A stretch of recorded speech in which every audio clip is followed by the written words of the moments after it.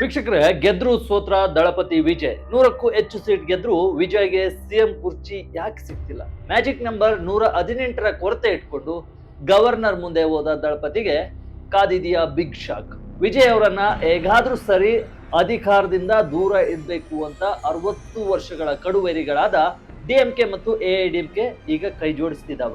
ವಿಜಯ್ ಬಹುಮತ ಸಾಬೀತು ಮಾಡದೆ ಹೋದ್ರೆ ತಮಿಳುನಾಡಿನಲ್ಲಿ ಮುಂದೇನಾಗುತ್ತೆ? ಮರು ಚುನಾವಣೆ ನಡೆಯುತ್ತಾ? ರಾಷ್ಟ್ರಪತಿ ಆಳ್ವಿಕೆ ಬರುತ್ತಾ? ನಮಸ್ಕಾರ, ತಮಿಳುನಾಡು ರಾಜಕೀಯ ಈಗ ಹೈ ವೋಲ್ಟೇಜ್ ನಂಬರ್ ಗೇಮ್ ನ ಇನ್ಸೈಡ್ ಸ್ಟೋರಿ ಇಲ್ಲಿದೆ. ಮಿಸ್ ಮಾಡದೆ ಕೊನೆವರೆಗೂ ನೋಡಿ. ವೀಕ್ಷಕರೇ, ತಮಿಳುನಾಡು ರಾಜಕೀಯ ಈಗ ಇಡೀ ದೇಶದ ಗಮನ ಸೆಳೆದಿದೆ. ಮೊದಲ ಪ್ರಯತ್ನದಲ್ಲೇ ಭರ್ಜರಿ ಜಯವನ್ನ ಸಾಧಿಸಿರೋ ದಳಪತಿ ವಿಜಯ್ ಅವರ ಟಿವಿಕೆ ಪಕ್ಷವು ಸರ್ಕಾರ ರಚಿಸಲು ಸರ್ಕಸ್ ಅನ್ನ ನಡೆಸ್ತಿದೆ. ಆದ್ರೆ 11 ಶಾಸಕರ ಕೊರತೆ ಅದಕ್ಕೆ ಕಾಡ್ತಿದೆ. ರಾಜ್ಯಪಾಲರು ಬಹುಮತದ ನೆಪ ಹೇಳಿ ಸರ್ಕಾರ ರಚನೆಗೆ ಅವಕಾಶವನ್ನ ನೀಡ್ತಿಲ್ಲ.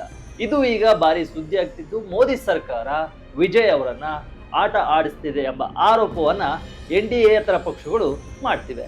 ಇತ್ತ ಬಿಗ್ ಟ್ವಿಸ್ಟ್ ಎಂಬಂತೆ ಡಿಎಂಕೆ ಹಾಗೂ ಎಐಡಿಎಂಕೆ ಕೂಡ ಸರ್ಕಾರ ರಚನೆಗೆ ಮುಂದಾಗಿವೆ ಎನ್ನುವ ಸುದ್ದಿ ಕೂಡ ಬರ್ತಿದೆ. ಅವ್ರಿಗೂ ಕೂಡ ಬಹುಮತದ ಕೊರತೆ ಕಾಡೋ ನಿರೀಕ್ಷೆ ಇದೆ.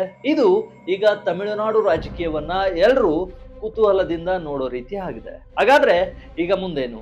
ಯಾರ ಬಳಿಯೂ ಮ್ಯಾಜಿಕ್ ನಂಬರ್ ಇಲ್ಲದೆ ಹೋದ್ರೆ ಸರ್ಕಾರ ಯಾವ ರೀತಿ ರಚನೆ ಆಗುತ್ತೆ? ಒಂದ್ ವೇಳೆ ವಿಜಯ್ ಬಹುಮತ ಸಾಬೀತು ಮಾಡದೆ ಹೋದ್ರೆ ಡಿಎಂಕೆ ಎಐಡಿಎಂಕೆ ಕೂಡ ಮ್ಯಾಜಿಕ್ ನಂಬರ್ ಅನ್ನ ತೋರಿಸಿಲ್ಲ ಅಂದ್ರೆ ಮುಂದೆ ಏನಾಗುತ್ತೆ? ಮುಂದಿರುವ ಲೀಗಲ್ ರೂಟ್ ಅಥವಾ ಕಾನೂನು ಪ್ರಕ್ರಿಯೆಗಳೇನು? ರಾಜ್ಯಪಾಲರು ಯಾವ ನಿರ್ಧಾರವನ್ನ ತೆಗೆದುಕೊಳ್ಳಬಹುದು? ಈಗ ತೆಗೆದುಕೊಂಡಿರುವ ನಿರ್ಧಾರ ಸರಿಯಾ ಎಂಬುದನ್ನ ಇವತ್ತಿನ ವಿಡಿಯೋದಲ್ಲಿ ನೋಡೋಣ. ತಮಿಳುನಾಡು ಪಾಲಿಟಿಕ್ಸ್ ನ ಕಂಪ್ಲೀಟ್ ನಂಬರ್ ಗೇಮ್ ಅನ್ನ ಸರಳವಾಗಿ ಸಿಂಪಲ್ ಆಗಿ ಅರ್ಥ ಮಾಡ್ಕೊಳ್ಳೋಣ. ವಿಜಯ್ಗೆ ರಾಜ್ಯಪಾಲರ ಬಿಗ್ ಶಾಕ್. 10 ಸೀಟ್ಗಳಿಂದ ಸಿಎಂ ಪಟ್ಟ ಮಿಸ್ ಆಗುತ್ತಾ? ವೀಕ್ಷಕರೇ, ತಮಿಳುನಾಡಿನಲ್ಲಿ ಒಟ್ಟು 234 ವಿಧಾನಸಭಾ ಕ್ಷೇತ್ರಗಳಿವೆ. ಒಂದು ಪಕ್ಷ ಅಧಿಕಾರಕ್ಕೆ ಬರಬೇಕು ಅಂದ್ರೆ ನಿಮಗೆ ಗೊತ್ತಿರುವಂತೆ 118 ಸೀಟ್ಗಳು ಸ್ಪಷ್ಟ ಬಹುಮತ ಅಂದ್ರೆ ಮ್ಯಾಜಿಕ್ ನಂಬರ್ ಬೇಕೇ ಬೇಕು. ಆದ್ರೆ ವಿಜಯ್ ಅವರ ಟಿವಿಕೆ ಪಾರ್ಟಿ ಗೆದ್ದಿರೋದು ಸುಮಾರು 108 ಸೀಟ್ಗಳನ್ನು ಮಾತ್ರ. ಇದರಲ್ಲಿ 2 ಕ್ಷೇತ್ರಗಳಲ್ಲಿ ವಿಜಯ್ ಗೆದ್ದಿರೋದ್ರಿಂದ 1 ಮತ ಮೈನಸ್ ಆಗುತ್ತೆ. ಬಹುಮತಕ್ಕೆ ಇನ್ನು 11 ಸೀಟ್ಗಳ ಕೊರತೆ ಉಂಟಾಗುತ್ತೆ. ಇದೇ ಕಾರಣಕ್ಕೆ ತಮಿಳುನಾಡು ಗವರ್ನರ್ RV ಅರ್ಲೇಕರ್ ಅವರು ವಿಜಯ್ ಅವರಿಗೆ ಪ್ರಮಾಣ ವಚನವನ್ನ ಬೋಧಿಸಲು ಕ್ಲಿಯರ್ ಆಗಿ ರಿಜೆಕ್ಟ್ ಮಾಡ್ತಿದ್ದಾರೆ. ಗವರ್ನರ್ ಅವರು ವಿಜಯ್ ಅವರನ್ನ ಗುರುವಾರ ಬೆಳಗ್ಗೆ ತಮ್ಮ ನಿವಾಸಕ್ಕೆ ಕರೆಸ್ಕೊಂಡು ಹಲವು ಪ್ರಶ್ನೆಗಳನ್ನ ಕೇಳಿದ್ದಾರೆ. ಇದು 2ನೇ ಬಾರಿ. 118 ಮ್ಯಾಜಿಕ್ ನಂಬರ್ ಇರುವಾಗ ಕೇವಲ 113 ಶಾಸಕರ ಬೆಂಬಲದೊಂದಿಗೆ ನೀವು ಯಾವ ರೀತಿ ಸುಭದ್ರ ಸರ್ಕಾರವನ್ನು ನಡೆಸ್ತೀರಿ? ನಿಮಗೆ ಯಾವ ಪಕ್ಷಗಳು ಬೆಂಬಲ ಕೊಡ್ತಿವೆ ಅಂತ ಖಡಕ್ ಆಗಿಯೇ ಅರ್ಲೇಕರ್ ಪ್ರಶ್ನೆ ಮಾಡಿದ್ದಾರೆ. ಅಷ್ಟೇ ಅಲ್ಲ, ಭವಿಷ್ಯದಲ್ಲಿ ನೀವು ಯಾರ ಜೊತೆ ಮೈತ್ರಿ ಮಾಡಿಕೊಳ್ತೀರಾ ಅನ್ನೋದನ್ನ ಕ್ಲಿಯರ್ ಮಾಡಿ ಅಂತ ಕೂಡ ಗವರ್ನರ್ ಕೇಳಿದ್ದಾರೆ. ಮೂಲಗಳ ಪ್ರಕಾರ ಗವರ್ನರ್ ಅವರಿಗೆ ವಿಜಯ್ ಅವರು ಕೊಟ್ಟ ನಂಬರ್ಸ್ ಮೇಲೆ ನಂಬಿಕೆ ಬಂದಿಲ್ಲ. ಹಾಗಾಗಿ ಸರ್ಕಾರ ರಚನೆಗೆ ಆಹ್ವಾನವನ್ನ ನೀಡ್ತಿಲ್ಲ ಎಂಬ ಸುದ್ದಿ ಕೂಡ ಹರಿದಾಡ್ತಿದೆ. ಹಾಗಾದ್ರೆ ವಿಜಯ್ ಮುಂದಿನ ಪ್ಲಾನ್ ಏನು? ವಿಜಯ್ಗೆ ಕಾಂಗ್ರೆಸ್, ವಿಸಿಕೆ, ಪಿಎಂಕೆ ಸಾಥ್. ಟಿವಿಕೆ ಪಾರ್ಟಿಗೆ ಈಗ ಬೇರೆ ಪಕ್ಷಗಳ ಶಾಸಕರ ಸಪೋರ್ಟ್ ಬೇಕೇ ಬೇಕು. ವಿಜಯ್ ಅವರು ಈಗಾಗಲೇ ಲೆಫ್ಟ್ ಪಾರ್ಟಿ ಅಂದ್ರೆ ಎಡಪಕ್ಷಗಳ 4 ಸೀಟ್ಗಳು ಮತ್ತು ಪ್ರಾದೇಶಿಕ ತಮಿಳು ಪಕ್ಷಗಳ 6 ಸೀಟುಗಳ ಬೆಂಬಲ ತಮಗೆ ಸಿಗಲಿದೆ.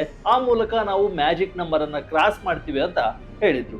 ಈ ನಡುವೆ ಕಾಂಗ್ರೆಸ್ ಪಕ್ಷ ಕೂಡ ವಿಜಯ್ಗೆ ಬೆಂಬಲ ಕೊಡಲು ರೆಡಿ ಇದೆ. ಆದ್ರೆ ಕಾಂಗ್ರೆಸ್ ಒಂದು ಕಂಡೀಷನ್ ಅನ್ನ ವಿಜಯ್ ಅವರಿಗೆ ಹಾಕಿದೆ. ಟಿವಿಕೆ ಪಾರ್ಟಿ ಯಾವುದೇ ಕಾರಣಕ್ಕೂ ಕೋಮುವಾದಿ ಶಕ್ತಿಗಳ ಜೊತೆ ಅಂದ್ರೆ ಬಿಜೆಪಿ ಜೊತೆ ಇರೋ ಪಕ್ಷಗಳ ಜೊತೆ ಮೈತ್ರಿ ಮಾಡ್ಕೊಳ್ಬಾರ್ದು ಅನ್ನೋ ಷರತ್ತಿನ ಮೇಲೆ ಸಪೋರ್ಟ್ ಮಾಡೋದಾಗಿ ಹೇಳಿದೆ. ಈ ನಂಬರ್ ಗೇಮ್ ನೋಡೋದಾದ್ರೆ ಟಿವಿಕೆ, ಕಾಂಗ್ರೆಸ್, ಲೆಫ್ಟ್ ಪಾರ್ಟಿ ಜೊತೆಗೆ ವಿಸಿಕೆ ಪಕ್ಷದ 2 ಸೀಟ್ ಹಾಗೂ ಪಿಎಂಕೆ ಪಕ್ಷದ 4 ಸೀಟುಗಳು ಸೇರಿದ್ರೆ ವಿಜಯ್ ಬಲ 123ಕ್ಕೆ ಇರುತ್ತೆ. ವಿಜಯ್ ಅವರು 2 ಕಡೆ ಸ್ಪರ್ಧಿಸಿ ಗೆದ್ದಿರೋದ್ರಿಂದ ಅವರು ತೀಚಿ ಈಸ್ಟ್ ಕ್ಷೇತ್ರಕ್ಕೆ ರಾಜೀನಾಮೆಯನ್ನು ಕೊಡಲಿದ್ದಾರೆ. ಆಗ ಈ ನಂಬರ್ 122ಕ್ಕೆ ಬಂದ್ ನಿಲ್ಲುತ್ತೆ. ಆದ್ರೆ ಇಲ್ಲಿ ಒಂದು ದೊಡ್ಡ ಸಮಸ್ಯೆ ಇದೆ. ವಿಸಿಕೆ ಪಕ್ಷ ವಿಜಯ್ ಅವರ ರಾಜಕೀಯ ಶತ್ರು ಡಿಎಂಕೆ ಜೊತೆ ಮೈತ್ರಿಯಲ್ಲಿದೆ. ಇನ್ನು ಪಿಎಂಕೆ ಪಕ್ಷ ವಿಜಯ್ ಅವರ ಸೈದ್ಧಾಂತಿಕ ಶತ್ರು ಬಿಜೆಪಿಯ ಜೊತೆ ಮೈತ್ರಿಯಲ್ಲಿದೆ. ಇವರು ಆ ಮೈತ್ರಿಯನ್ನ ಮುರಿದುಕೊಂಡು ವಿಜಯ್ಗೆ ಸಪೋರ್ಟ್ ಮಾಡ್ತೀವಿ ಅಂತ ಈಗಾಗಲೇ ಹೇಳಿದ್ದಾರೆ. ಬಟ್ ಏನಾಗುತ್ತೆ ಅಂತ ಗೊತ್ತಿಲ್ಲ. ಇಲ್ಲಿವರೆಗೂ ರಿಟರ್ನ್ ಅಲ್ಲಿ ಕೊಟ್ಟಿಲ್ಲ. ಮುಸ್ಲಿಂ ಲೀಗ್ ಟಿವಿಕೆಗೆ ಬೆಂಬಲ ಕೊಡಲ್ಲ ಅಂತ ಕ್ಲಿಯರ್ ಆಗಿ ಈಗಾಗಲೇ ಹೇಳಿದೆ. ವಿಜಯ್ಗೆ ಎಐಎಡಿಎಂಕೆ ಬೆಂಬಲ ಕೊಡುತ್ತಾ? ಒಂದಾಗ್ತಾವಾ ಡಿಎಂಕೆ ಹಾಗೂ ಎಐಎಡಿಎಂಕೆ?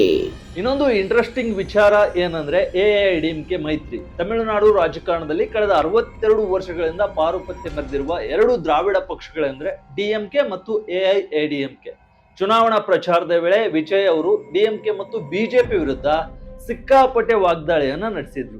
ಆದ್ರೆ ಎಐಎಡಿಎಂಕೆ ಬಗ್ಗೆ ಸ್ವಲ್ಪ ಸಾಫ್ಟ್ ಆಗಿಯೇ ಇದ್ರು. ಇದರ ಪರಿಣಾಮವಾಗಿ ಎಐಎಡಿಎಂಕೆ ಪಕ್ಷದ 12ಕ್ಕೂ ಹೆಚ್ಚು ಎಂಎಲ್ಎಗಳು ವಿಜಯ್ಗೆ ಬೆಂಬಲವನ್ನ ಕೊಡಲು ರೆಡಿಯಾಗಿದ್ದಾರೆ ಮತ್ತು ಅವರು ಪುದುಚೇರಿಯ ರೆಸಾರ್ಟ್ ಕೂಡ ಶಿಫ್ಟ್ ಆಗಿದ್ದಾರೆ ಅನ್ನೋ ವದಂತಿಗಳು ಜಾಸ್ತಿನೇ ಹರಿದಾಡ್ತಿವೆ. ಆದ್ರೆ ಎಐಎಡಿಎಂಕೆ ನಾಯಕರಾದ ಸಿ.ವಿ. ಷಣ್ಮುಗಂ ಮತ್ತು ಕೆ.ಪಿ. ಮುನುಸ್ವಾಮಿ ಅವರು ಈ ವದಂತಿಗಳನ್ನ ತಳ್ಳಿ ಹಾಕಿದ್ದಾರೆ. ಪಕ್ಷದಲ್ಲಿ ಎಲ್ಲವೂ ಸರಿಯಾಗಿದೆ, ನಾವು ಟಿವಿಕೆಗೆ ಬೆಂಬಲ ಕೊಡಲ್ಲ ಅಂತ ಕ್ಲಿಯರ್ ಆಗಿ ಹೇಳಿದ್ದಾರೆ. ವಿಜಯ್ ಕೂಡ ಎಐಎಡಿಎಂಕೆ ಜೊತೆ ಮೈತ್ರಿ ಮಾಡಿಕೊಳ್ಳಲು ಹಿಂದೇಟಾಗ್ತಿದ್ದಾರೆ. ಏಕೆಂದ್ರೆ ಅವರಿಗೆ ಬಿಜೆಪಿಯ ಸಂಪರ್ಕ ಇದೆ, ಬಿಜೆಪಿ ಅಲೈನ್ಸ್ ಆಗಿದ್ದಾರೆ. ಇದರ ನಡುವೆ ಡಿಎಂಕೆ ಹಾಗೂ ಎಐಎಡಿಎಂಕೆ ಕೂಡ ಮೈತ್ರಿ ಮಾಡಿಕೊಳ್ಳೋ ಸುದ್ದಿ ಬರ್ತಿದೆ. ಇವರು ಈ ಎರಡೂ ಪಕ್ಷಗಳ ಜೊತೆ ಆದ್ರೆ 106 ನಂಬರ್ ಬರುತ್ತೆ. ಕಾಂಗ್ರೆಸ್ ಹೊರತುಪಡಿಸಿದ್ರೆ ಡಿಎಂಕೆ ಮೈತ್ರಿಯಲ್ಲಿ ವಿವಿಧ ಪಕ್ಷಗಳ 12 ಹಾಗೂ ಎಐಎಡಿಎಂಕೆ ಜೊತೆ ವಿವಿಧ ಪಕ್ಷಗಳ 3 ಶಾಸಕರಿದ್ದಾರೆ. ಒಟ್ಟು 106 + 15 121 ಆಗುತ್ತೆ. ಆದ್ರೆ ಡಿಎಂಕೆ ಹಾಗೂ ಎಐಎಡಿಎಂಕೆ ಸೇರ್ತಾವ ಅನ್ನೋದು ಸದ್ಯದ ಕುತೂಹಲದ ಪ್ರಶ್ನೆ. ಯಾರಿಗೂ ಬಹುಮತ ಬರದಿದ್ರೆ ಮುಂದೇನು? ವೀಕ್ಷಕರೇ, ಅತಂತ್ರ ವಿಧಾನಸಭೆ ನಿರ್ಮಾಣವಾದಾಗ ರಾಜ್ಯಪಾಲರು ಅತಿ ದೊಡ್ಡ ಪಕ್ಷವನ್ನ ಅಥವಾ ಮೈತ್ರಿಕೂಟವನ್ನ ಸರ್ಕಾರ ರಚಿಸಲು ಕರೆಯೋದು ವಾಡಿಕೆ. ಈಗ ವಿಜಯ್ ಅವರು ಗವರ್ನರ್ ಮುಂದೆ ನಾವು ಫ್ಲೋರ್ ಟೆಸ್ಟ್ ಅಂದ್ರೆ ವಿಧಾನಸಭೆಯಲ್ಲಿ ಬಹುಮತವನ್ನ ಸಾಬೀತು ಮಾಡಲು ರೆಡಿ ಇದ್ದೀವಿ ಅಂತ ಹೇಳಿದ್ದಾರೆ. ನಮ್ಗೆ ಸಿಎಂ ಮಾಡ್ಕೊಡಿ ಅಂತಾನು ಕೇಳಿದ್ದಾರೆ. ಆದ್ರೆ ನೀವು ಕ್ಲಿಯರ್ ನಂಬರ್ ತೋರಿಸಿ ಆಮೇಲೆ ಪ್ರಮಾಣ ವಚನವನ್ನು ಸ್ವೀಕರಿಸಿ ಅಂತ ರಾಜ್ಯಪಾಲರು ಖಂಡಿತವಾಗಿ ಹೇಳಿದ್ದಾರೆ. ಡೆಡ್ ಲೈನ್ ಅನ್ನ ಕೂಡ ಕೊಟ್ಟಿದ್ದಾರೆ. ಆದ್ರೆ ವಿಜಯ್ ಅವರಿಗೆ ಸಂಪೂರ್ಣ ಬಹುಮತ ಇಲ್ಲ. ಇವರು ನೆಕ್ಸ್ಟ್ ಕೋರ್ಟ್ಗೆ ಹೋಗಿ ಪ್ರಮಾಣ ವಚನ ಸ್ವೀಕರಿಸಿ ಬಹುಮತವನ್ನ ಸಾಬೀತು ಮಾಡಬೇಕು ಅಥವಾ ಫ್ಲೋರ್ ಟೆಸ್ಟ್ ಸಕ್ಸಸ್ ಆಗ್ಬೇಕು. ಇಲ್ಲಿ ರಾಜ್ಯಪಾಲರ ನಡೆಯನ್ನ ಟಿವಿಕೆ ಪರವಾದ ಪಕ್ಷಗಳು ಪ್ರಶ್ನಿಸ್ತಿವೆ. ನಾವು ಫ್ಲೋರ್ ಟೆಸ್ಟ್ ಎದುರಿಸ್ತೀವಿ, ನಮ್ಗೆ ಅವಕಾಶ ಕೊಡಿ ಅಂದ್ರು ರಾಜ್ಯಪಾಲರು ಅವಕಾಶವನ್ನ ಕೊಡ್ತಿಲ್ಲ ಅಂತ ಆರೋಪ ಮಾಡ್ತಿವೆ. ಈ ಹಿನ್ನೆಲೆ ಟಿವಿಕೆ ಪಕ್ಷ ಕೋರ್ಟ್ಗೆ ಹೋಗೋ ನಿರೀಕ್ಷೆ ದಟ್ಟವಾಗಿದ್ದು ಈಗಾಗಲೇ ಆ ಪಕ್ಷದಲ್ಲಿ ಇದರ ಬಗ್ಗೆ ಚರ್ಚೆಗಳು ಕೂಡ ನಡೀತಿವೆ. ಏನಿದು ಫ್ಲೋರ್ ಟೆಸ್ಟ್? ಲೀಗಲ್ ರೂಟ್ ಏನು? ಹಾಗಾದ್ರೆ ಈ ಫ್ಲೋರ್ ಟೆಸ್ಟ್ ಅಂದ್ರೆ ಏನು? ಫ್ಲೋರ್ ಟೆಸ್ಟ್ ಅಂದ್ರೆ ಒಂದು ಸಾಂವಿಧಾನಿಕ ಪ್ರಕ್ರಿಯೆ ಆಗಿದೆ. ಮುಖ್ಯಮಂತ್ರಿಗೆ ವಿಧಾನಸಭೆಯಲ್ಲಿ ಬಹುಮತ ಇದೆಯಾ ಅಥವಾ ಇಲ್ಲ ಅಂತ ನಿರ್ಧರಿಸಲು ಈ ಟೆಸ್ಟ್ ಅನ್ನ ಮಾಡಲಾಗುತ್ತೆ. ಅಂದ್ರೆ ವಿಶ್ವಾಸ ಮತ ಯಾಚನೆ ಅಂತ ನಾವು ಹೇಳ್ಬಹುದು. ಸದನದಲ್ಲಿ ಎಷ್ಟು ಶಾಸಕರು ಹಾಜರಿದ್ದಾರೋ ಅದರಲ್ಲಿ ಅರ್ಧಕ್ಕಿಂತ ಹೆಚ್ಚು ಶಾಸಕರು ಸರ್ಕಾರದ ಪರವಾಗಿ ವೋಟ್ ಮಾಡಬೇಕು. ಉದಾಹರಣೆಗೆ 234 ಸದಸ್ಯರ ಸದನದಲ್ಲಿ 233 ಜನ ಹಾಜರಿದ್ರೆ ವಿಜಯ್ಗೆ 117 ವೋಟ್ ಬೇಕೇ ಬೇಕು. ಇದನ್ನ ಧ್ವನಿ ಮತ, ಕೈಯೆತ್ತೋ ಮೂಲಕ ಅಥವಾ ಎಲೆಕ್ಟ್ರಾನಿಕ್ ಡಿವೈಸ್ ಮೂಲಕ ಮಾಡಲಾಗುತ್ತೆ. ಒಂದು ವೇಳೆ ವಿಜಯ್ ಅವರು ಫ್ಲೋರ್ ಟೆಸ್ಟ್ ಪಾಸ್ ಮಾಡಿದ್ರೆ ಅವರು ಹೊರಗಿನ ಬೆಂಬಲದೊಂದಿಗೆ ಅಂದ್ರೆ ಬಾಹ್ಯ ಬೆಂಬಲದೊಂದಿಗೆ ಅಲ್ಪಮತದ ಸರ್ಕಾರವನ್ನ ರಚಿಸಬಹುದು. ಅಂದ್ರೆ ಬೇರೆ ಪಕ್ಷಗಳು ಮಂತ್ರಿಮಂಡಲ ಸೇರದೆ ಕೇವಲ ಹೊರಗಿನಿಂದ ವಿಶ್ವಾಸ ಮತದ ವೇಳೆ ಮಾತ್ರ ಸಪೋರ್ಟ್ ಮಾಡ್ತವೆ. ತಮಿಳುನಾಡಿನಲ್ಲಿ 2006ರಲ್ಲಿ ಡಿಎಂಕೆ ಪಕ್ಷವು 96 ಸೀಟ್ಗಳನ್ನು ಮಾತ್ರ ಗೆದ್ದಿತ್ತು. ಆಗ ಪಿಎಂಕೆ ಮತ್ತು ಸಿಪಿಐ ಪಕ್ಷಗಳ ಬಾಹ್ಯ ಬೆಂಬಲದೊಂದಿಗೆ ಹೀಗೆ ಅಲ್ಪಮತದ ಸರ್ಕಾರವನ್ನ ಡಿಎಂಕೆ ಅವತ್ತು ನಡೆಸಿತ್ತು. ಅಂತಹದ್ದೇ ಸನ್ನಿವೇಶ ಈಗ ಟಿವಿಕೆಗೆ ಎದುರಾಗಿದೆ. ಆದ್ರೆ ಅಲ್ಪಮತದ ಸರ್ಕಾರಗಳು ಯಾವಾಗ್ಲೂ ಅನ್ಸ್ಟೇಬಲ್ ಆಗಿರ್ತವೆ, ಅಸ್ಥಿರತೆಯ ಭಯದಲ್ಲಿರ್ತವೆ.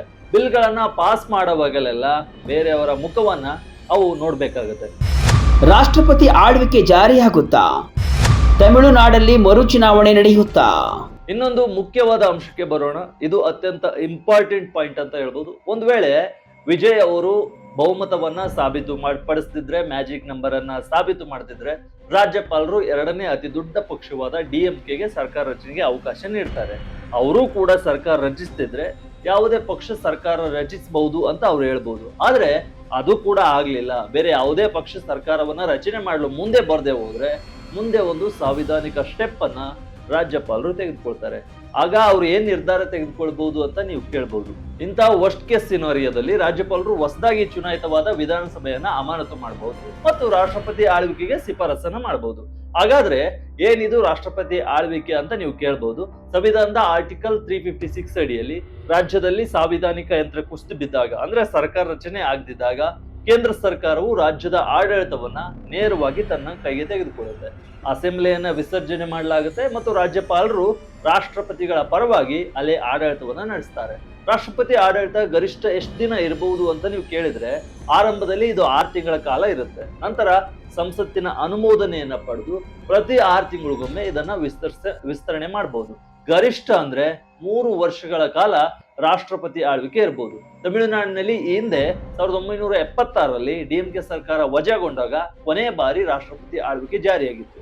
2006ರಲ್ಲಿ ಒಮ್ಮೆ ಅತಂತ್ರ ವಿಧಾನಸಭೆ ಬಂದಿದ್ರು ಕೂಡ ಡಿಎಂಕೆ ಮೈತ್ರಿ ಸರ್ಕಾರ ರಚಿಸಿ ಅಲ್ಲಿಂದ ಪಾರಾಗಿತ್ತು. ಆದ್ರೆ ಈಗಿನ 2026ರ ಪರಿಸ್ಥಿತಿ ಆ ರೀತಿ ಇಲ್ಲ. ಆದ್ರೆ ಯಾರೂ ಬಹುಮತ ಸಾಬೀತು ಮಾಡದಿದ್ರೆ ಸೆಂಟ್ರಲ್ ಗವರ್ಮೆಂಟ್ ತನ್ನ ಆಡಳಿತವನ್ನ ತನ್ನ ಕೈಗೆ ತೆಗೆದುಕೊಂಡು ಸ್ವಲ್ಪ ಸಮಯದ ನಂತರ ಮರು ಚುನಾವಣೆ ನಡೆಸುವ ಸಾಧ್ಯತೆಗಳು ಕೂಡ ಇವೆ.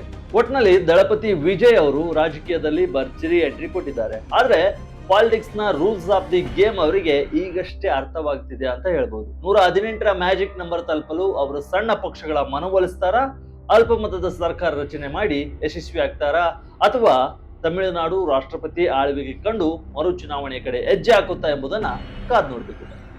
ಇದು ವಿಜಯ ಕರ್ನಾಟಕ ವಿಶೇಷ. ಇದೇ ರೀತಿ ಹೆಚ್ಚಿನ ವಿಡಿಯೋಗಳಿಗಾಗಿ ವಿಜಯ ಕರ್ನಾಟಕ ವೆಬ್ ಅನ್ನ ಫೇಸ್ಬುಕ್, ಯೂಟ್ಯೂಬ್ ಮತ್ತು ಇನ್ಸ್ಟಾಗ್ರಾಮ್ ನಲ್ಲಿ ಫಾಲೋ ಮಾಡಿ. ಧನ್ಯವಾದ.